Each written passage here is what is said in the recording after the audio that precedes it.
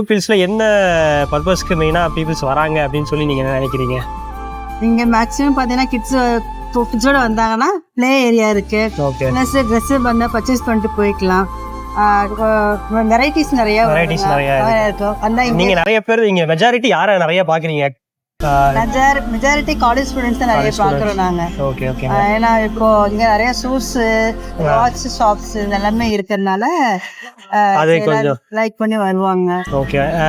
இப்போ எந்த ஸ்டோரில் வந்து இப்போ இங்கே இருக்க நிறையா ஷாப் இருக்கு, எந்த ஸ்டோரில் ஒரு பட்ஜெட் ஃப்ரெண்ட்லியாக நல்லா ஒரு கிளாத்து இந்த மாதிரி ஏதாச்சும் வாங்கிக்கலாம் அப்படின்னா எதை சஜஸ்ட் பண்ணுவீங்க?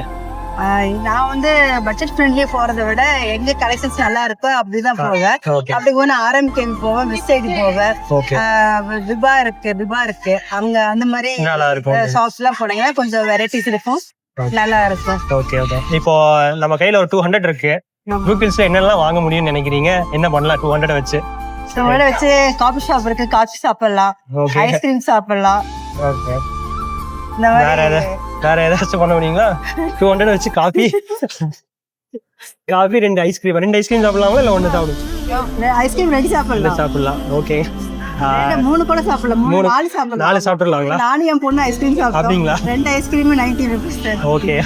ப்ரூக்கில்ஸ்க்கு வரவங்க 200 வாங்க, 4 ஐஸ்கிரீம் நம்ம மேடம் வாங்கி தருவாங்க. ஓகே மேடம், ரொம்ப ரொம்ப நன்றிங்க. தேங்க்ஸ். கமெண்ட்ல பாக்குறவங்க கமெண்ட்ல சொல்லுங்க 200ல என்ன வாங்கலாம்னு சொல்லி நீங்களும் உங்க சஜஷனை கொடுங்க. எல்லாருக்கும் வணக்கம், நன்றி.